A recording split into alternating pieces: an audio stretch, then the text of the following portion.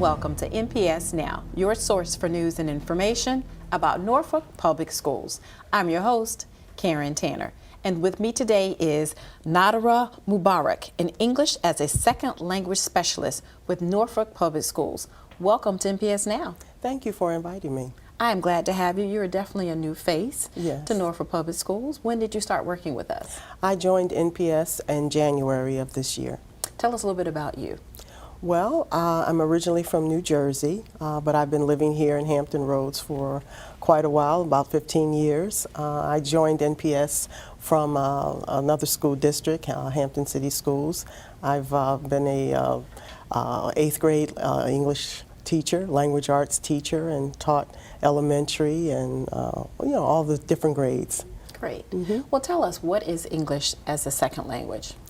English as a second language is English instruction for students whose first language is not English.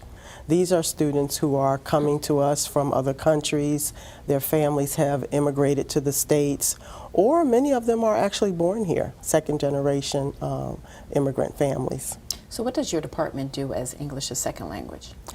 My department oversees our 16 ESL teachers who provide instruction at our elementary, middle, and high schools for our English language learners. So do we have it for secondary schools as well? Yes, we do. As a matter of fact, our Norview High School is our cluster high school where our high school students can opt to attend if they choose to. However, they can also stay at their home schools.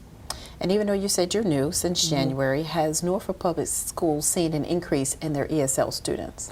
Yes, it has. I've done some research and found that in the 2010-2011 school year, there were 800 ESL students in our school district, and currently now there are 1,200.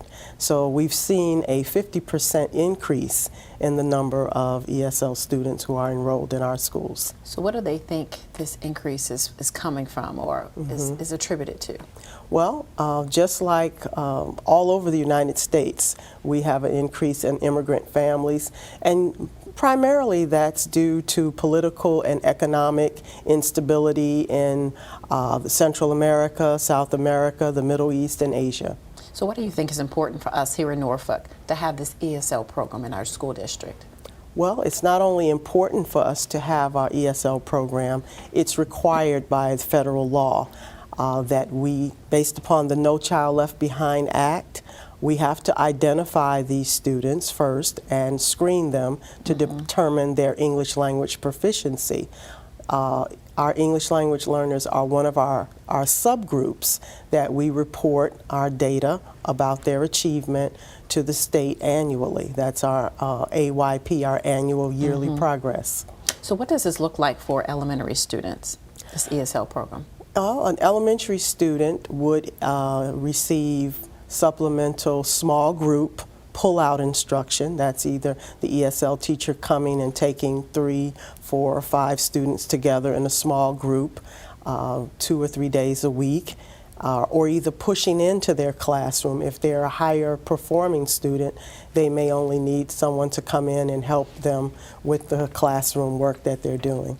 Now, is this the same for secondary students as like elementary? Yes, it's the same in secondary except for Norview High School. At Norview High School, those students have an opportunity to take credit-bearing classes in ESL. We have our newcomers program there. We also have an intermediate and advanced program, so they can earn credit. Now, is there any type of support that we provide to parents of students of ESL? Well, we try to welcome them. We do have ESL course for our parents if they want to take a night class of English as a second language. But each school does try to outreach as much as possible and welcome those parents into our schools. So how difficult is it for those students to segue into ESL, to learn English as a second language? Well, it's easier for our elementary students. The demands, the academic demands are less. Currently in NPS, we're doing a big push on our preschool level. Though we don't provide ESL instruction for our preschool students, it but it benefits us greatly to get our ESL students into our schools at the preschool level. The earlier we get them in, the easier it is. They're learning at the same pace with their peers, their native speaking peers. So the content and the demands on our elementary students are a lot less. And children learn through play, through the bus driver, the cafeteria. They learn a lot of their listening and speaking in that manner. And the demands on their reading and writing are a lot less than a student who's 14 or 15 just arriving in the United States and having to deal with high-level content, history, algebra, social studies. So it's a lot higher demand on the older students. Right, and so the younger students, is easier for them to learn. Exactly. So pretty much what would be their difficulty level when it comes to learning English in the classroom? The challenge for all of our ESL students, probably like our native speaking students, is writing. Learning the grammar, the mechanics, the vocabulary, especially the higher levels students in secondary. The vocabulary is a lot more abstract than on the lower elementary early years program. Right. So is there anything that you wish you could be doing for this program that you're not currently doing? Okay. Well, there's some things that we all could be doing, and hope that we will be. All of our schools, I hope that we develop a more culturally and linguistic sensitivity to our ESL families so that they feel welcomed to come into our building and they're helped, and so that they can feel welcome to come into parent conferences, literacy night, bingo night, because the research shows that the more parents are involved, the higher students achieve. Now, do you see some of those parents being involved in just those activities you just suggested? Yes, we do, but we need a lot more of them to be involved so that those children can succeed. Great. Well, thank you for coming on the show, and welcome to the school system here in Norfolk Public Schools, and we look forward to hear more about the ESL program later on this year. Well, thank you so much. I appreciate you inviting me. Great to have you. And we want you to stay tuned for more NPS Now.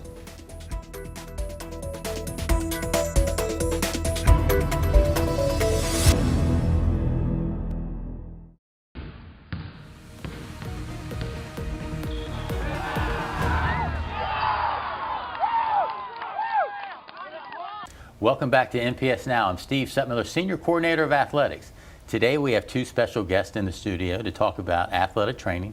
We have Christine Feldbauer from Atlantic Orthopedic Specialist, and we have a returning veteran guest, Molly Jean Burgess from Centera Health. Welcome. Thank you. All right, Christine, let's start with you. The partnership that we have with Atlantic Orthopedic Specialist, talk a little bit about that. So I'm one of the two athletic trainers that Atlantic Orthopedic Specialist provides for NPS. We have one full-time athletic trainer in the high school setting, Matthew Talley, and we have myself, and I work with the middle school athletics. So we provide athletic training services as well as a way to get referrals or get our athletes seen by a specialist in a timely manner as well. Okay.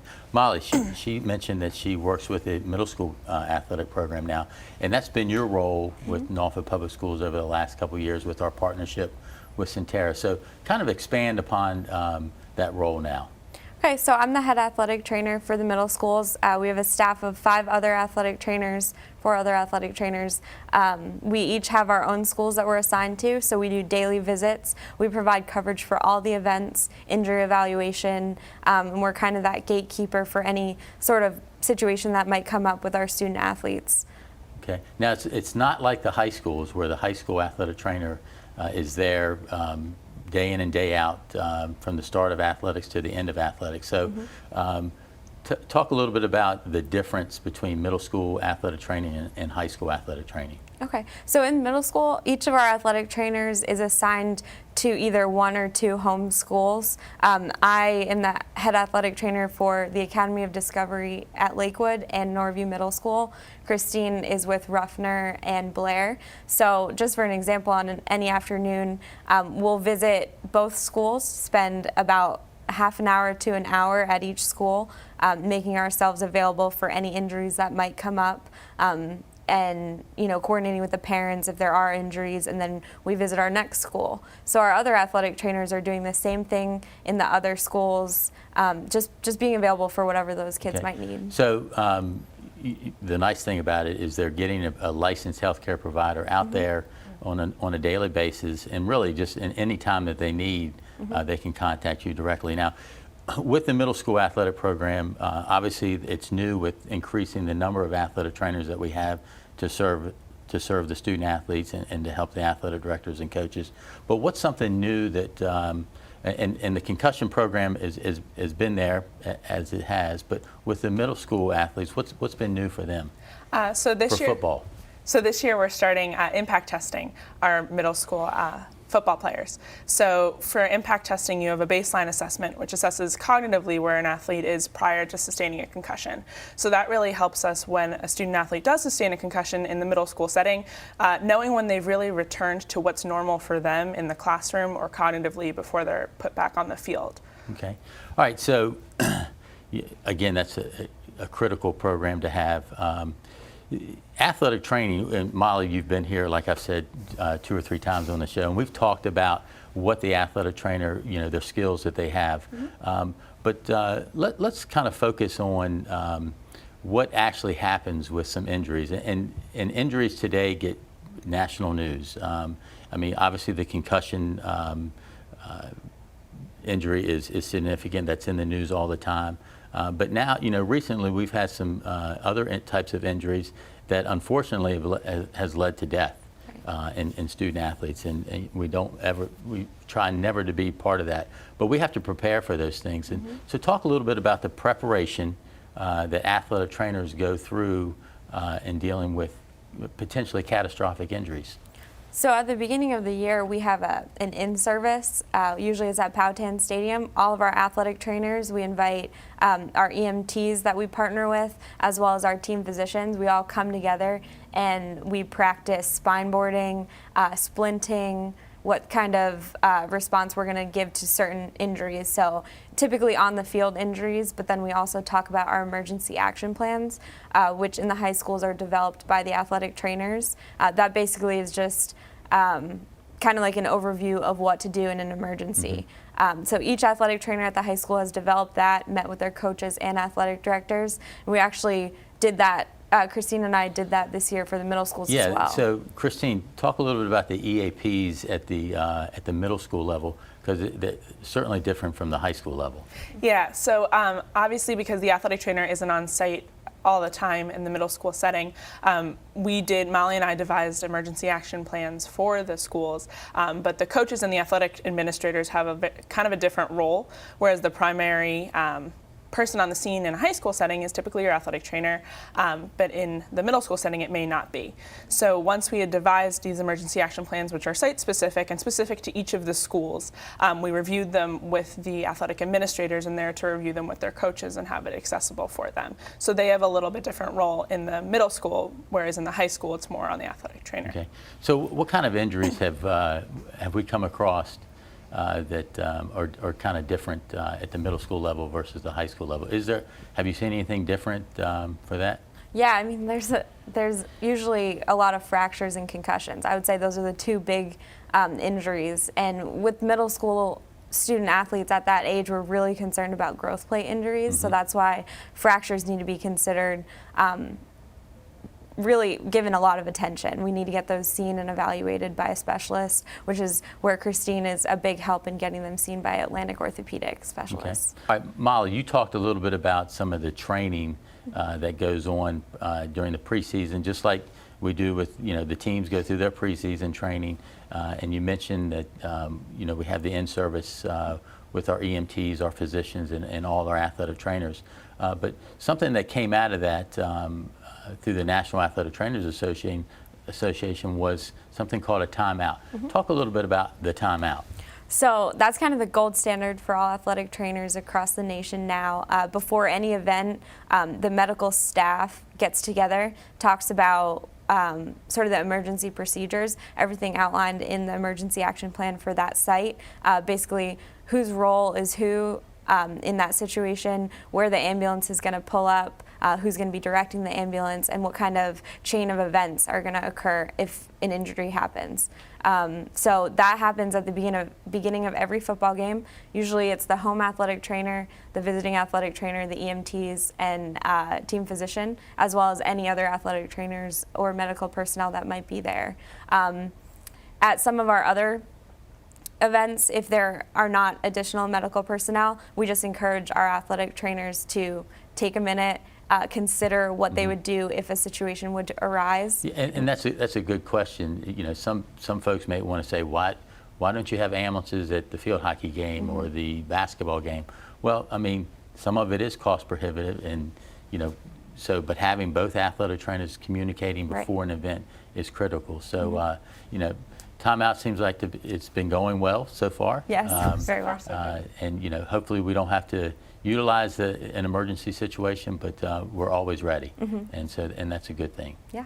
The partnerships that both of you provide for the Norfolk Public Schools is invaluable. You know, that's our model of athletic training, is to outsource, and we feel real comfortable with what Atlantic has done for us, and then what you have been able to do in a short time. But you've been with us for a couple of years. You used to be the athletic trainer at Lake Taylor, so you're very familiar with the Norfolk Public Schools. And then Molly, you know, you're a veteran now, so you have, you know, I think, is this your fourth year? Fifth year, okay. So again, everything that you guys do, we truly appreciate, and you know, we look forward to having you back on the show to talk more about athletic training and what's going on at the middle school and the high school level. Cool. Right, Thanks for having us. More NPS Now after this.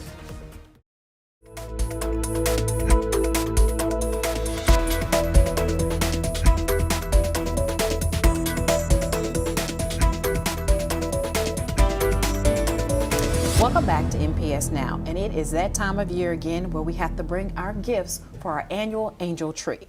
And with us today to talk about that is Marquita Sykes, our Family Support Service Specialist in our Early Learning and Title I Department. Yes. Welcome to NPS Now. Thank you. Thanks for having me. Yeah, it's like every year we can go back and look at the film, and I bring you on to talk about this important initiative that your office does every year, which is the annual Angel Tree. Yes. When are we kicking off the Angel Tree program? Well, the tree is actually already downstairs in our lobby, and this week we are gathering information on our students, and the ornaments will be on our tree by the end of this week, Friday, December 4th. We're ready just for everyone who can to pick an ornament off the tree and help to get gifts for our students. Well, give us a little history about the Angel Tree. Why did we get started and what it's all about? Yes, the Angel Tree has been up since 2010, actually before I became the support specialist in Norfolk, and it was an idea of Miss Barthella Hickman, who is our, now she's an assistant principal at Crossroads. So she came up with the idea to have an Angel Tree for our McKinney-Vento students who are eligible in our schools. So for the last 6 years, or this will make the 6th year, we've had the tree in the lobby, and we make sure that all of our students can receive at least one gift. And what are the age ranges that we're setting tags on the trees for? This year we will be doing it for all Norfolk Public Schools students, so the age ranges will be from pre-K, if we have any pre-K 3 or 4 students who are eligible for McKinney-Vento, their names will be on the tree all the way up to high school 12th graders who are up to 18. So from elementary to secondary? Yes. Okay. And approximately how many gifts do you think over the years, even before you got here, do you think we've been giving out every year? Each year we have about 300 names on our tree with the support of our NPS staff and Norfolk Education Foundation. We've always made sure that each child got at least one gift. This year, because we're doing the Norfolk Public Schools students, our number may go down just a little bit, but we're still expecting a large number, at least 100 students. Okay, so you said McKinney-Vento earlier, but yes. Are those the only children whose names are on the tree? Yes, what we're doing this year is for our families who are doubled up, who are living with someone because of economic hardship. So we want to make sure that those students are receiving gifts, and those are the names that we have on our tree this year. Well, share a little bit about McKinney-Vento, just for some folks who may not know what that is. Yes, McKinney-Vento is the Homeless Education Act. And with that act, it's the definition for homelessness. They could be living in shelters, living in hotels, also living doubled up shared housing. So with those students, they are identified in our schools by turning in certain documentation, and that's how we have them on our radar to make sure that we are able to provide them transportation to and from school, make sure that they're getting free meals, free breakfast and lunch, and also to make sure that they get resources such as backpacks and community services. So this Angel Tree is really a blessing, and we've been supporting it for a long time. Every child has had a gift. Yes. But for those who haven't participated before, what are some of the gifts that some of the children ask for every year? Well, every year the gifts range from art supplies to Barbie dolls, just depending on the age of the child. Our high school kids are sometimes interested in things like basketballs or goals. Even today's time, of course, iPads and cell phones could pop up on the list. But what we try to do is, we want to make sure they get something. They may not get everything that they have on their list, but we want to try to give them something, to let them know that they're important to us. So we do clothes as well? Yes, we also we ask for their shirt and their pant size. We ask for the students' hobbies, and we also make sure we know their grade and age level to make sure the gifts are age appropriate. And so you mentioned earlier on December 4th, that's when the tags will be available for people to come here. Yes, we actually sent home information last week and asking the parents of our identified students that are doubled up to give us the information that we can put on our tags, and the expected date is for Friday, December 4th, to have all of our tags on the tree. They have all the tags on the tree. So maybe we need to get a competition between us and the court side to see who can do the most gifts on the tree. Yes. So in essence, we get all employees with Norfolk Public Schools and also the court side to get them to participate in this program. Yes, we send out flyers to everyone, kind of letting them know about the tree being up in the lobby, and have them, anytime they can. And it could be NPS staff, it could be community resources also, so it doesn't have to be just our staff. Anybody who wants to come in and donate, grab an ornament. We just ask when the gifts come back that you put the ornament back up there so we can know which child gets the gift. So I guess we're officially making the appeal to the general public now. Yes. Anybody who wants to help. Okay, so is it just the tree here, or are we doing anything in particular in the schools? Okay, yes, we this year we are asking the schools who have Angel Trees to make sure that they have all of their McKinney-Vento students on the trees. So at different schools, we do have Angel Trees, and so most of our schools, we have a few that we don't have. So that's why those names will be on our tree downstairs in the lobby. So the general public, this is a general appeal, asking them to go to their neighborhood school, take a tag off that one, return it, and then also they have the opportunity to come here to our building and take a tag. That's it. Yes. Great, great. So you have been doing this for a little while. What do you think has been the most, I guess, rewarding piece with you working in this project? Just to see the faces of the parents when they come in and they are taking out multiple boxes and gifts from our staff. Just to see the thankfulness and the humbleness of them. They appreciate us giving to their students and making sure that their students have at least a gift under their tree for Christmas, because a lot of those families are struggling to get a lot of things for their students. So us being able to help, it's just the best thing to see a smile on their face once we're giving them their gifts. So when they return a gift to either one of the trees and the schools are here in the lobby, do they need to have them gift wrapped, or do we wrap them, or how does that work? Well, yes, we usually ask it's either gift wrapped or in a bag, just a regular Christmas bag. That's usually how they come back in. And then we also ask that the tag that you get off the tree, the tag won't have a child's name, but it'll have a number on it. So at least the number of the tag that you have will be somewhere on that gift, so we can know to give that gift to that particular child. Okay, the number will be, they'll know it's a boy or girl though, with the number. Yes. Okay. Now, how will the gifts be distributed to the children? What happens is on December 15th and 16th, there's a Tuesday and Wednesday, we ask them that the parents come out to CAB, and they'll come to the 7th floor to pick up the gifts. What they'll need to do is make sure they bring their ID so that they can get in the building, and they can also park in front of our building in the 15-minute parking. So that once they bring their ID, they can come up to the 7th floor, and all I need to know is the child's name, so I can identify the name with our number process and give them their gifts. So they can pick it up on the 15th and the 16th of December. So the 15th and 16th of December, they can come here to the school administration building, to the 7th floor, and come see Marquita Sykes. Yes. So if they have any questions or concerns, or they're running late, what's the phone number that they can reach you? Yes, they can reach me at 757-628-3944. Great. I'm looking forward to another great Christmas season, and hopefully all the tags, well, no, all the tags will be taken from the tree, and every child will have a Christmas gift. Yes. So thank you again for coming on the show to talk about our annual angel tree. No problem. Thank you. And we want to thank you for watching NPS Now. It airs weekly on WNPS Channel 47, or you can view us online at www.npsk12.com. If you have any great story ideas or information you'd like to share with us, email us at nps_news@npsk12.com. Again, we want to thank you for watching NPS Now.